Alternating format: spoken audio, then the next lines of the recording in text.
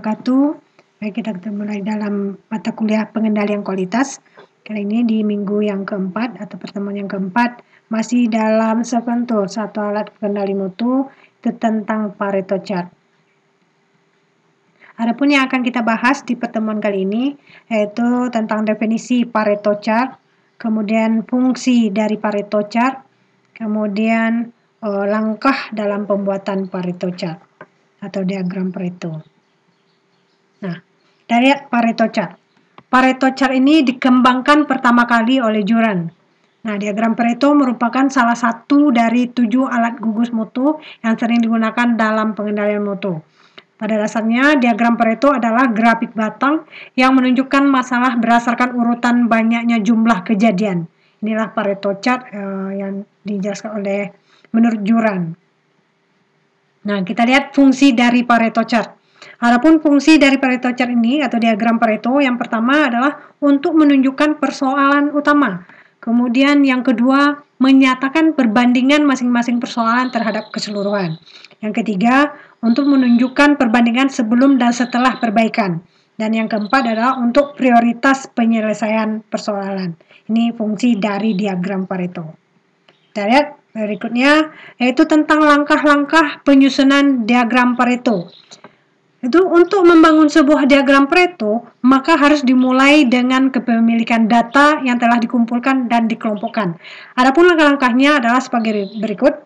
Yang pertama, dengan cara mengumpulkan data.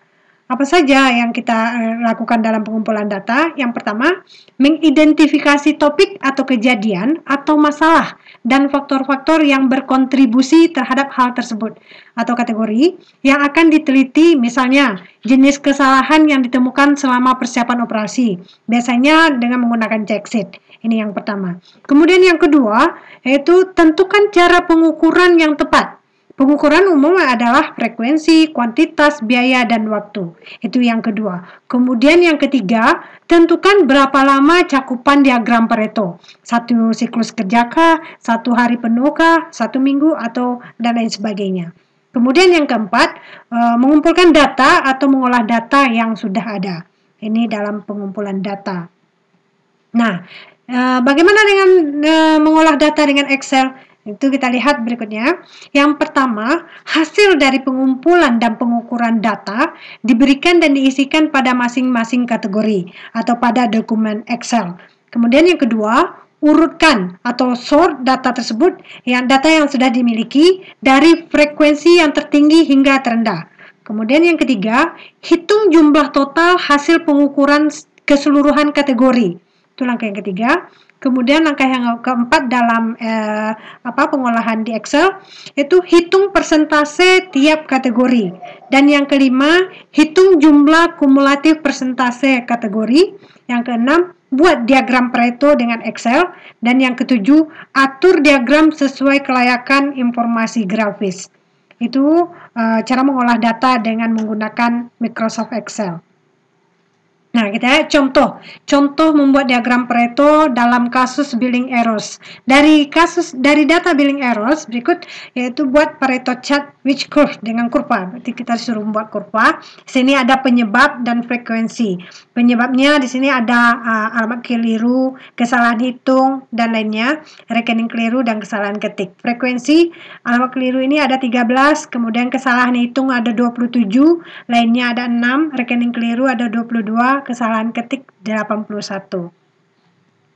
Nah, langkah dalam membuat Pareto ini, dalam kasus billing error ini, susun nilai frekuensi dari angka tertinggi ke terendah, dan hitung jumlah kumulatif frekuensi. Jadi tadi kan acak, masih belum, ini 13, frekuensinya 13, 27, 6. Jadi kita susun dulu frekuensi ini dari yang tertinggi hingga yang terendah.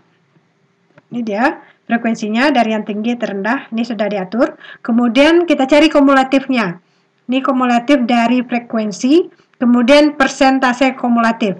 Nanti kita lihat cara mencarinya di Excel. Ini di praktikum nanti. Oke. Nah, contoh diagram Paretonya seperti ini. Dari data yang kita miliki ini, jadi diagram Paretonya akan berbentuk seperti ini. Kemudian ini secara lengkap contoh diagram Pareto Ini frekuensinya, kemudian penyebabnya di bawah, dan ini persen kumulatif. Oke.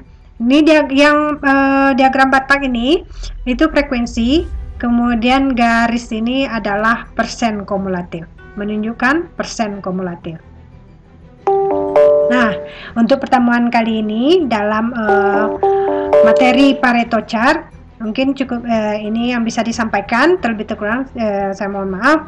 Diakhiri dengan Assalamualaikum warahmatullahi wabarakatuh.